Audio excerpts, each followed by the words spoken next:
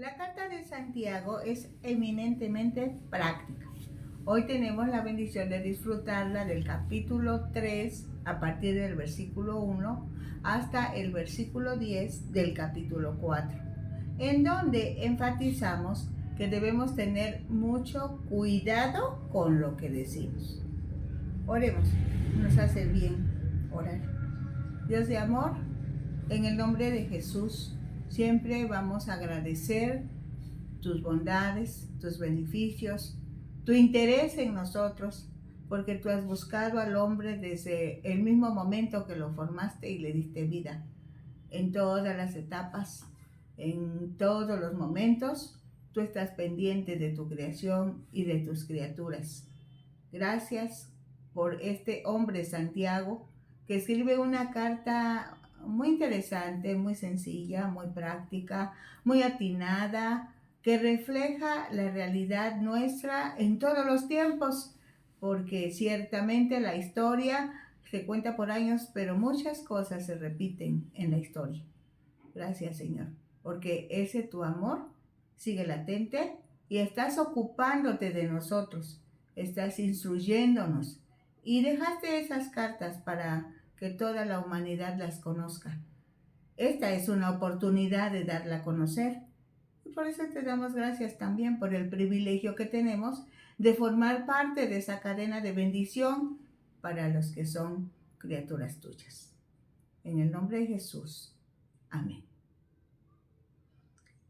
Dice en los versículos 1 al 5 del capítulo 3. Hermanos míos, no os hagáis maestros muchos de vosotros, sabiendo que recibiremos mayor condenación. Desde que Jesús estuvo en la tierra, alertó a sus seguidores respecto de su proceder como enseñadores de la palabra.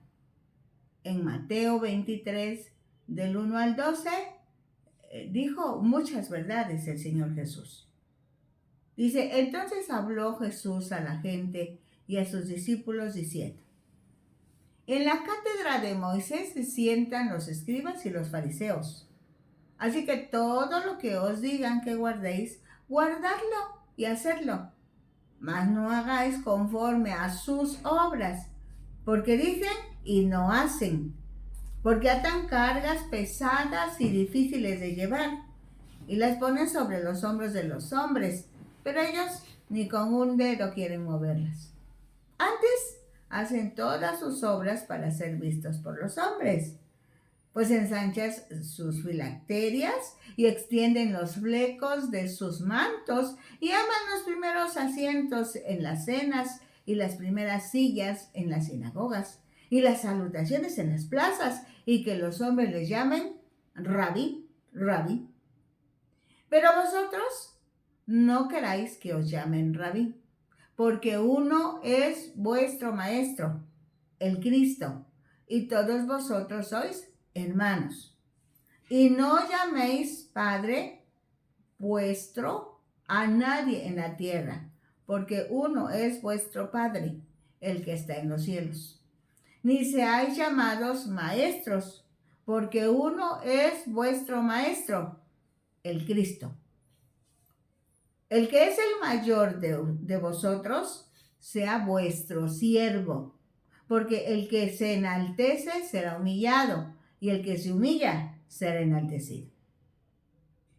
En los primeros años de la iglesia, la enseñanza era una profesión respetada en la cultura judía. Recordemos que el cristianismo nació dentro del judaísmo. Muchos judíos convertidos al cristianismo quisieron ser maestros. Es la razón por la que Santiago advierte que, aunque es excelente enseñar, también las palabras y el ejemplo afectan la vida espiritual de los demás, para bien o para mal. Dice el versículo 2, porque todos ofendemos muchas veces. Si alguno no ofende en palabra, este es varón perfecto, capaz también de refrenar todo el cuerpo. Es importante lo que el maestro dice como lo que no dice, la manera apropiada de hablar, es decir, las palabras correctas en el momento adecuado Esto incluye no decir lo que no debe decir.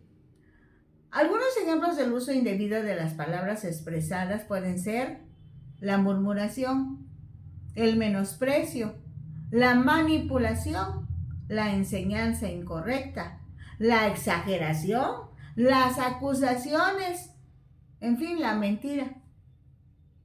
Dice el versículo 3: He aquí nosotros ponemos freno a la boca de los caballos para que nos obedezcan, y dirigimos así todo su cuerpo.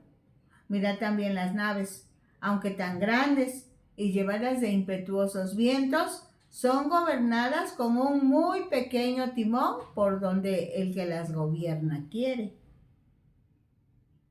Así también la lengua es un miembro pequeño, pero se jacta de grandes cosas.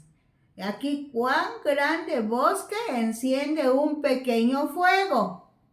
Con la intención de hacer más gráfico su pensamiento, pone dos ejemplos.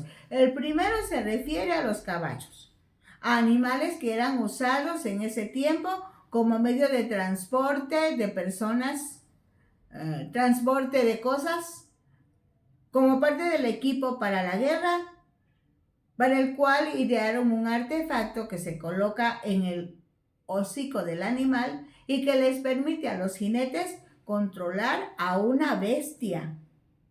El segundo es un medio de transporte en el mar, que por medio de un instrumento pequeño, el timonel, puede dirigir el rumbo del navío y llevarlo al puerto. Santiago, con estos antecedentes, ahora se vuelve a la lengua del ser humano, que también es pequeña, pero puede dirigir todo el curso de la vida de una persona y más.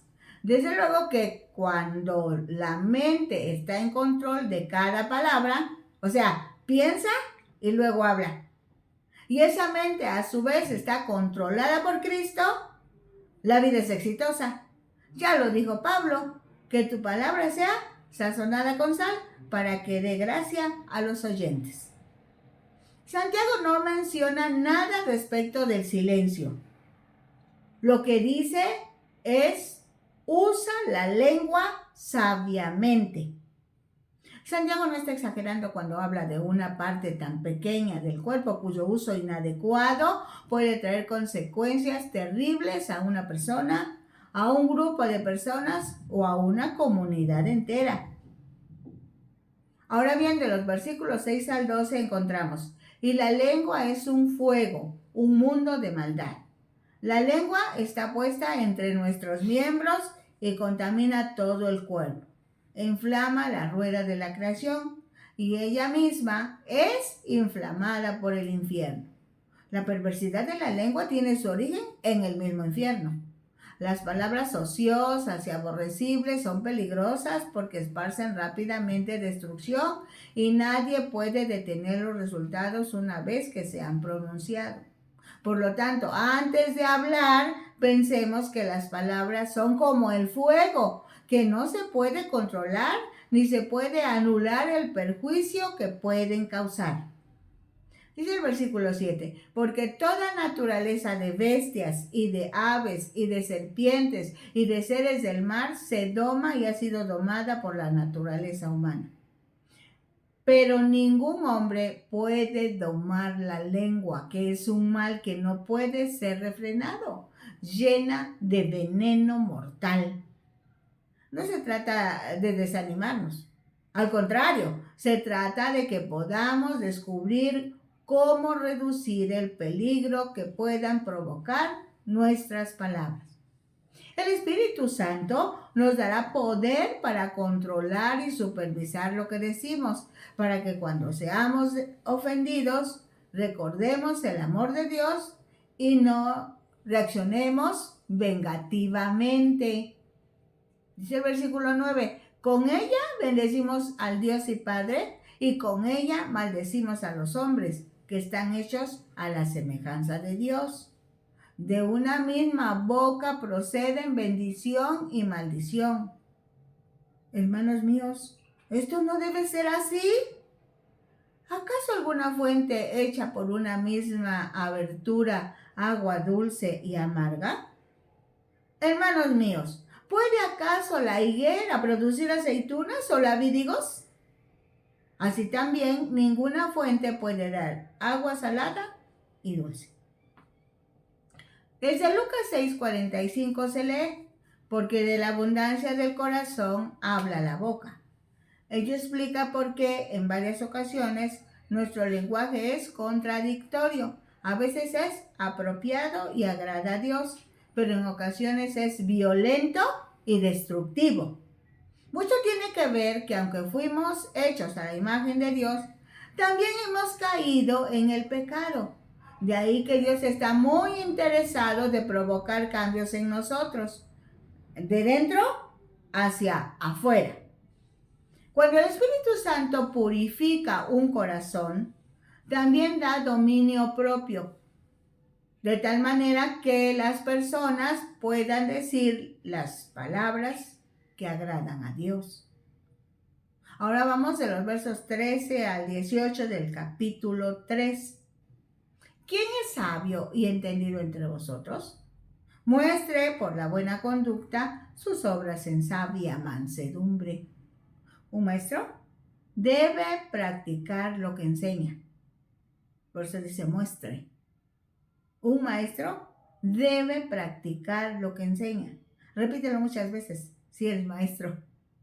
Y si no eres maestro, repítelo también porque otros te miran a ti y tú eres su maestro.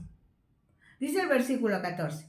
Pero si tenéis celos amargos y contención en vuestro corazón, no os jactéis, ni mintáis contra la verdad, porque esta sabiduría no es la que desciende de lo alto, sino terrenal, animal, diabólica. Un maestro cuya motivación es egoísta siempre mentirá contra la verdad, y la verdad es Cristo. La palabra del griego que se tradujo como animal se refiere a lo natural, a lo no espiritual.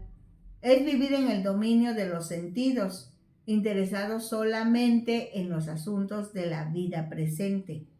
Está relacionado con la sensualidad, identificándose con la concupiscencia, los deseos ilícitos y las prácticas impuras que exponen a la persona a las fuerzas demoníacas. Algo tan elemental como compararnos con los demás y de codiciar lo que ellos tienen, lo que provoca destrucción. Dice el versículo 16, porque donde hay celos y contención, allí hay perturbación y toda obra perversa. Pero la sabiduría que es de lo alto es primeramente pura, después pacífica, amable, benigna, llena de misericordia y de buenos frutos, sin incertidumbre ni hipocresía. Y el fruto de justicia se siembra en paz para aquellos que hacen la paz. La sabiduría se mide por la profundidad del carácter de una persona. No olvidemos que la necedad conduce al desorden, pero la sabiduría conduce a la paz y la bondad. Así que en lugar de agrandar el conflicto, hacer correr el chisme, tengamos conversaciones agradables, así como las palabras prudentes y amorosas que vienen a ser semillas de paz. Y en el Evangelio dice que Dios ama a los pacificadores. Vamos al capítulo 4 en sus primeros 10 versículos. ¿De dónde vienen las guerras y los pleitos entre vosotros? ¿No es de vuestras pasiones, las cuales combaten en vuestros miembros? Codiciáis y no tenéis. Matáis y ardéis de envidia y no podéis alcanzar. Combatís y lucháis, pero no tenéis lo que deseáis porque no pedís. Pedís y no recibís porque pedís mal para gastar en vuestros deleites. Aquí Santiago dice que esas rencillas son el producto de los malos deseos que están en nuestro interior. Queremos más bienes, más dinero, mejor nivel social, más reconocimiento. Para conseguirlo, luchamos muchas veces con nuestras fuerzas a fin de lograrlo. Esto provoca cansancio, desesperanza, impotencia. Entonces, llegamos a la conclusión que Dios sabe lo que de verdad necesitamos en lugar de nuestros deseos egoístas. Cuando oramos, muchas veces no pedimos. Cuando pedimos, muchas veces nos equivocamos al pedir, pues realmente pedimos para satisfacer nuestros deseos pecaminosos. Entonces nuestras oraciones o peticiones tendrán respuesta afirmativa siempre y cuando cambiemos nuestros deseos a fin que estén de acuerdo a la voluntad de Dios.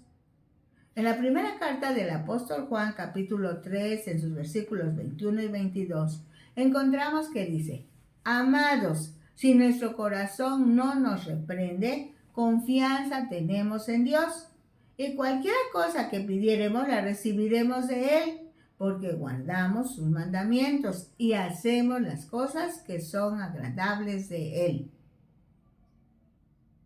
Santiago en el capítulo 4, versículo 4 dice: Oh almas adúlteras, ¿no sabéis que la amistad del mundo es enemistad contra Dios? Cualquiera pues que quiera ser amigo del mundo se constituye enemigo de Dios. Físicamente hablando, se llama adulterio a la relación sexual de una persona casada con otra persona que no sea con quien está casada. Fornicación es cuando personas solteras tienen relaciones sexuales antes de casarse.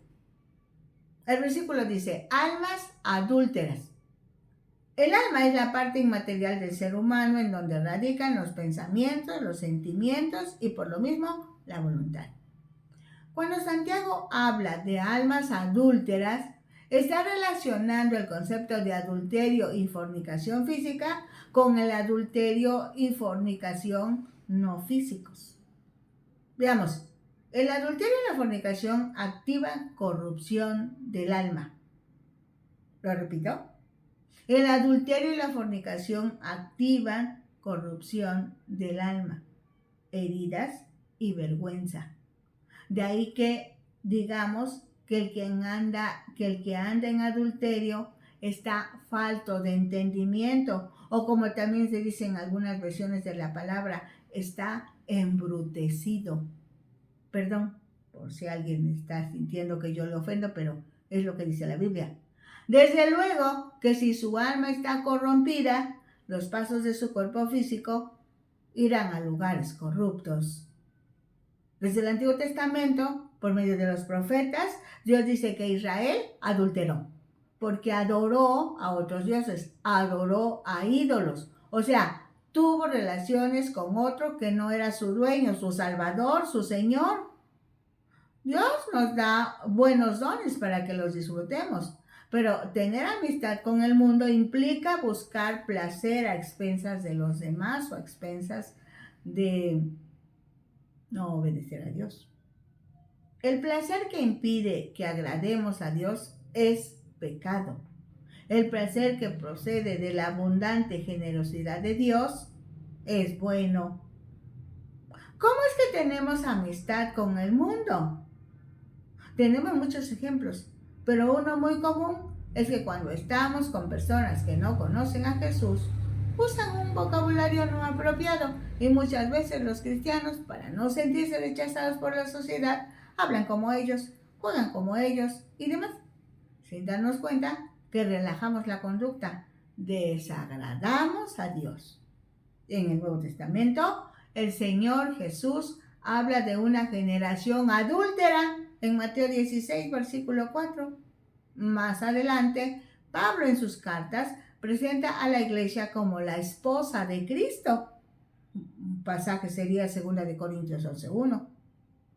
Así que todo quebrantamiento en la relación de la iglesia con Cristo es un ejemplo de adulterio no físico. Algunos le llaman adulterio espiritual. Dice el versículo 5: ¿O pensáis que la Escritura dice en vano, el Espíritu que Él ha hecho morar en nosotros nos anhela celosamente? Pero Él da mayor gracia. Por esto dice, Dios resiste a los soberbios y da gracia a los humildes.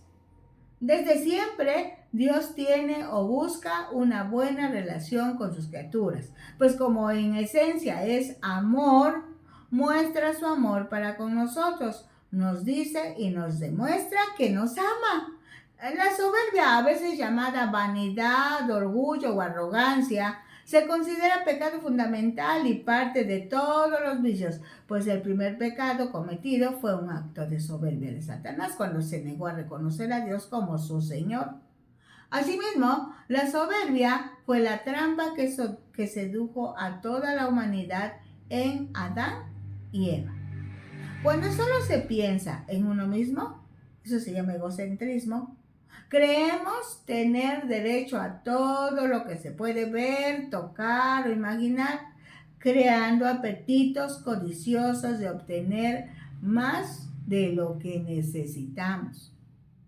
Poder ser librados de nuestros deseos egocéntricos al humillarnos delante de Dios, tomando conciencia de que lo único que necesitamos es su aprobación, eso es lo que nos conviene.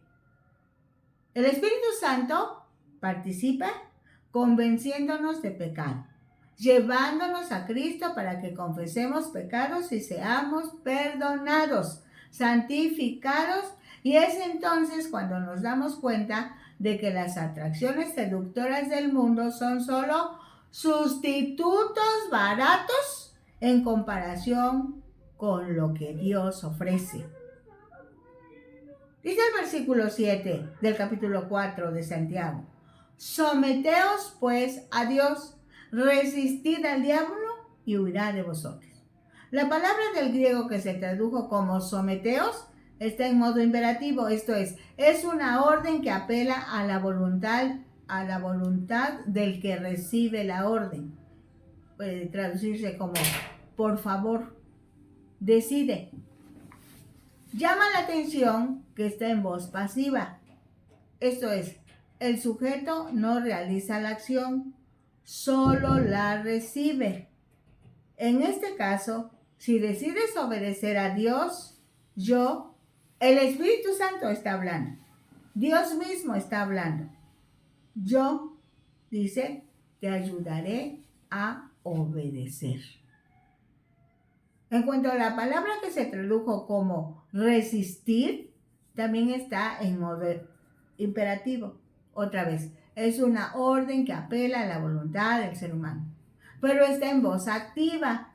O sea, el sujeto realiza la acción, resiste. El que resiste es valiente.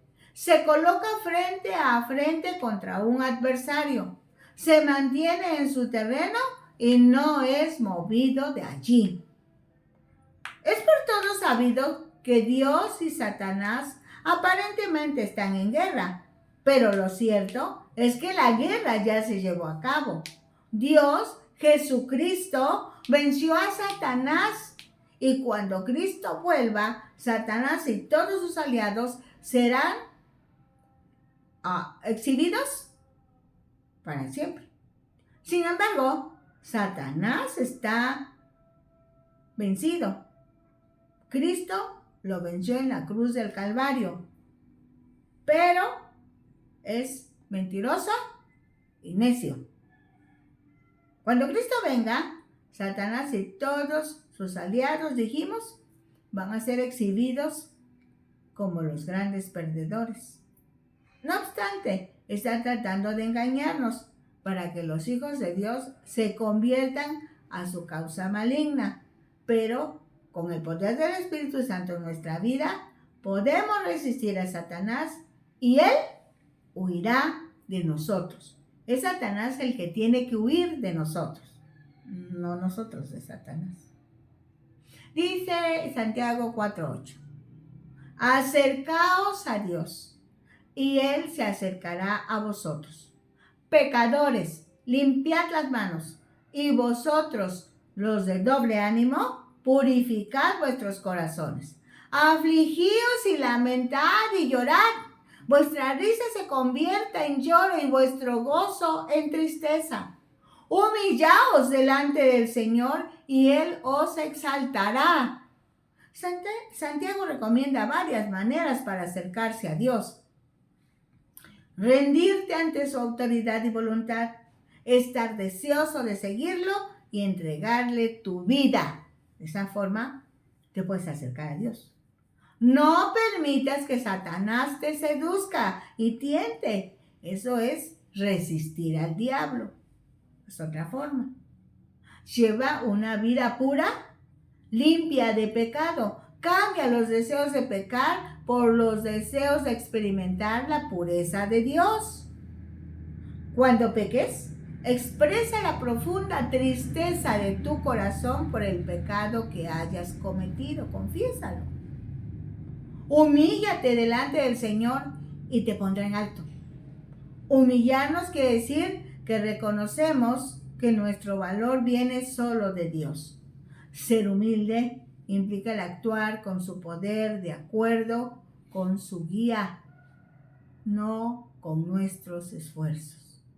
Es indispensable reconocer que aunque no merecemos su favor, nos ama y nos da valor y dignidad a pesar de nuestros defectos humanos. Tomemos un momento para hablar con Dios nuevamente. El Espíritu Santo nos lleva a hablar con Dios en el nombre de Jesús.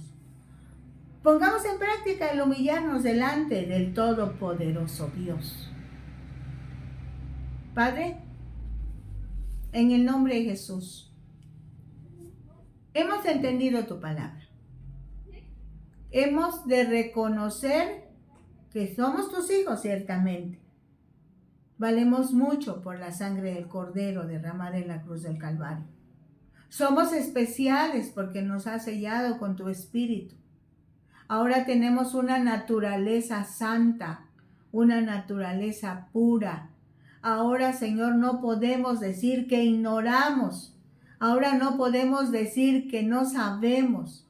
Tenemos tu palabra en nuestro corazón y en nuestra mente, no solo en una Biblia o en una aplicación por internet.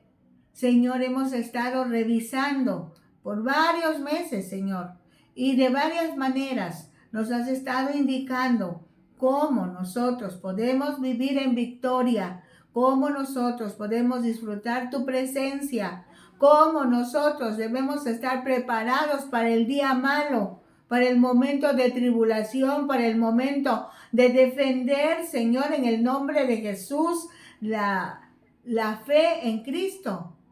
Señor, ayúdanos.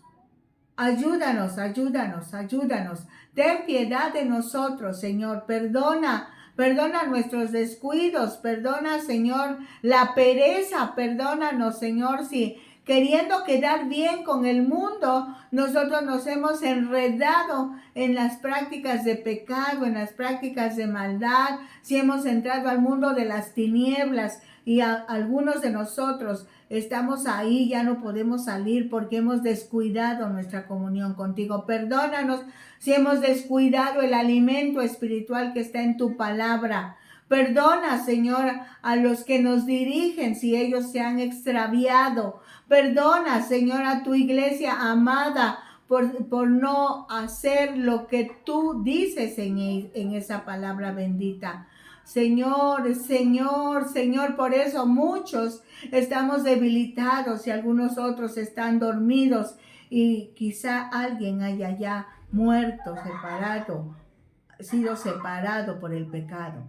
Señor, nosotros, los que entendemos esta palabra, nos hemos puesto de acuerdo para clamar, para suplicarte, para humillarnos delante de ti. Y queremos que nos oyes, que nos perdonas y que nos restauras. Señor, gracias. Muchas gracias, porque no se necesita más, solo humillarnos bajo tu poderosa mano. Bendito seas, bendito seas. Amén.